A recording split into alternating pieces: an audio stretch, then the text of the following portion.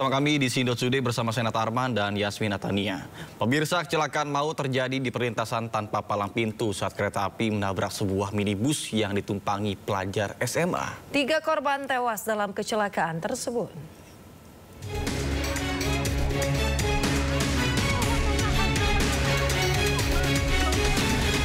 Sebuah city car berwarna putih ini terseret hingga 10 meter usai ditabrak kereta api yang melaju dari arah Simpang Haru menuju Bandara Internasional Minangkabau, Padang Pariaman di daerah Jati, Kecamatan Padang Timur, Kota Padang.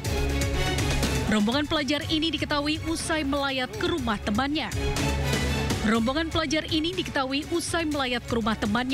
Dan saat hendak kembali ke sekolah, mobil yang dikendarai pelajar SMA ini ditabrak kereta api saat melewati perlintasan kereta tanpa palang pintu.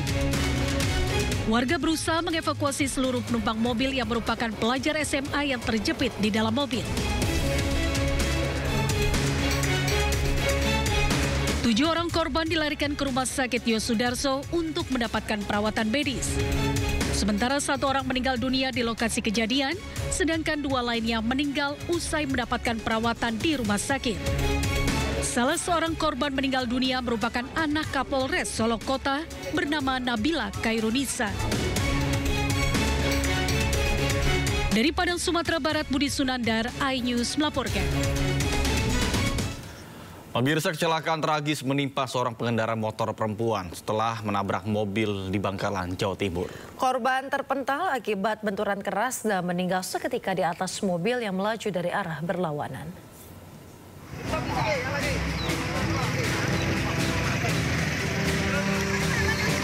Kecelakaan tragis menimpa seorang pengendara motor perempuan setelah menabrak mobil di Jalan Raya Merandung, Bangkalan, Jawa Timur. Warga sekitar lokasi yang mendengar suara benturan keras sempat kaget saat melihat seorang perempuan yang tergeletak di atas kap dan kaca mobil. Mereka sempat berusaha menyelamatkan korban, namun rupanya korban dalam kondisi sudah meninggal dunia. Korban pun lalu dievakuasi ke rumah sakit terdekat. Insiden kecelakaan ini pun kini sedang ditangani dan diselidiki unit Gakum Satlantas Polres Bangkalan. Sementara motor dan mobil yang rusak parah diamankan ke kantor Laka Lantas Polres Bangkalan. Dari Bangkalan, Jawa Timur, Taufik Syahrawi, iNews melaporkan.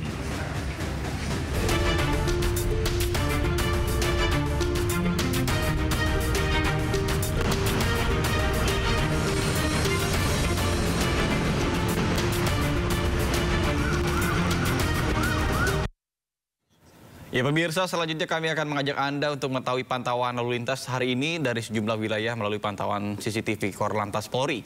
Dan kita akan bergabung dengan Brigadir Aniza di studio NTMC Polri. Selamat pagi Brigadir Aniza, bagaimana pantauan arus lalu lintas di sejumlah titik di wilayah Indonesia melalui pantauan CCTV saat ini?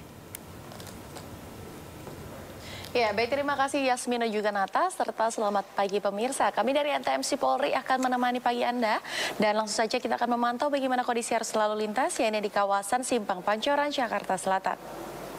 Bisa kita saksikan bersama di layar kaca Anda pemirsa, situasi arus lalu lintas dari arah Pasar Minggu ataupun Depok yang akan berbelok ke kiri mengarah ke kawasan Semanggi terpantau sudah ada peningkatan volume kendaraan.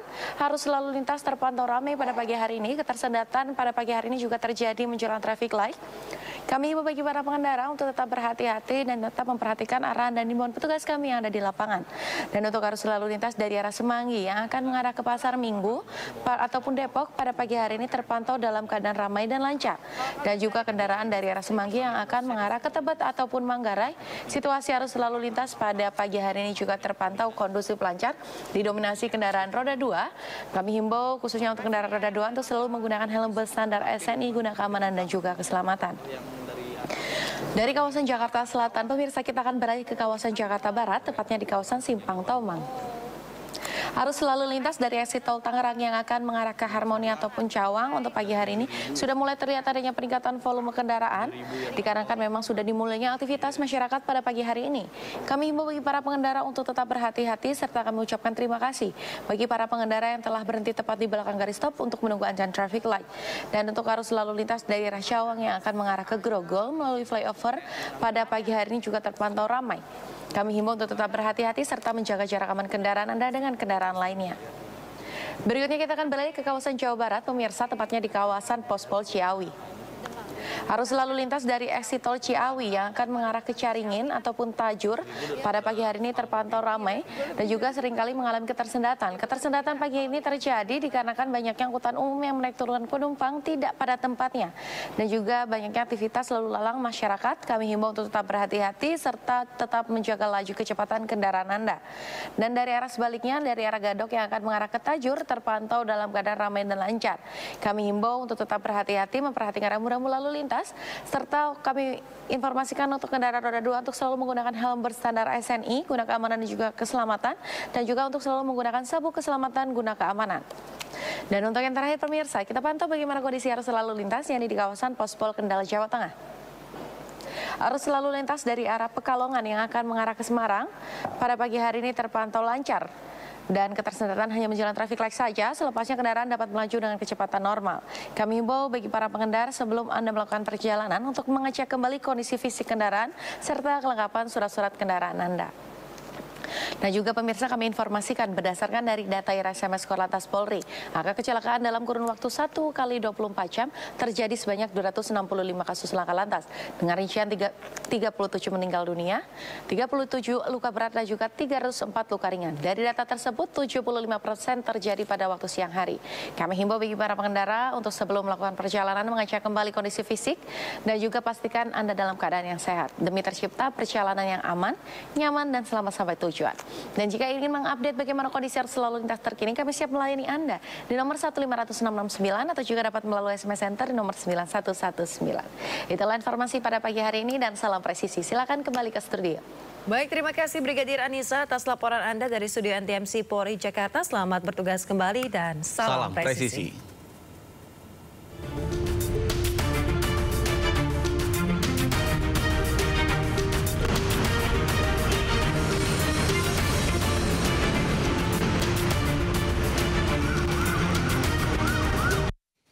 Informasi lainnya pemirsa, Wakil Menteri Ketenagakerjaan Immanuel Ebenezer terkena operasi tangkap tangan yang dilakukan oleh Komisi Pemberantasan Korupsi. Dalam operasi senyap ini, Wakil Menteri Ketenagakerjaan Immanuel Ebenezer terjaring operasi tangkap tangan yang dilakukan oleh KPK. Selain Wamenaker, KPK juga mengamankan 13 orang lain, termasuk di dalamnya ada pejabat eselon 2 Kementerian Ketenagakerjaan. Immanuel atau yang biasa disapa Noel ditangkap terkait dengan dugaan pemerasan terhadap sejumlah perusahaan. Saat ini Noel berada di KPK. Immanuel terjaring dalam operasi senyap terkait kasus dugaan pemerasan ke sejumlah perusahaan terkait pengurusan sertifikasi keselamatan dan kesehatan kerja atau K3.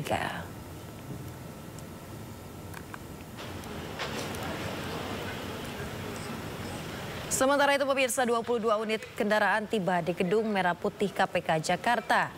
15 unit mobil dan 7 motor termasuk 5 unit motor sports berjenis Ducati. Kendaraan ini menjadi barang bukti dalam operasi tangkap tangan yang menjaring Wamenaker Immanuel Ebenezer.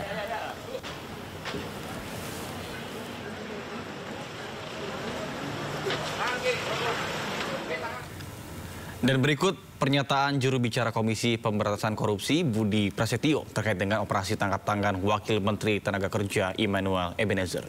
Sampai dengan saat ini jumlah kendaraan yang diamankan yaitu 22 unit, 15 kendaraan roda 4 dan 7 kendaraan roda 2. Ya, dalam kegiatan tangkap tangan ini tim juga mengamankan 14 orang dari beberapa lokasi baik di Jakarta, Tangerang, Depok dan sekitarnya. Saat ini pihak-pihak yang sudah diamankan sedang dilakukan pemeriksaan secara intensif untuk nanti ditetapkan status hukumnya. Mengenai kronologi kegiatan tangkap tangan, konstruksi perkara, kemudian pihak-pihak yang ditetapkan sebagai tersangka, nanti kami akan sampaikan update-nya. Berarti kendaraan itu dari 14 tersangka? Kendaraan dari beberapa pihak, ya. Terkait dengan pemeriksaan bagaimana Mas update-nya Mas? Ya masih dilakukan pemeriksaan, jadi belum bisa kami sampaikan saat ini. Ya nanti kami akan update. OTT itu jam berapa kemarin malam Rabu malam? Rangkaian, jadi nanti detailnya, kronologinya nanti kami akan sampaikan saat konferensi pers. Oke ya? Ada berapa orang? Kenapa Mas? Dari 14 itu ada penyelenggara negara. Iya betul, ada penyelenggara negara, ada juga pihak swasta. Pemirsa, Menteri Ketenagakerjaan Yasser Lee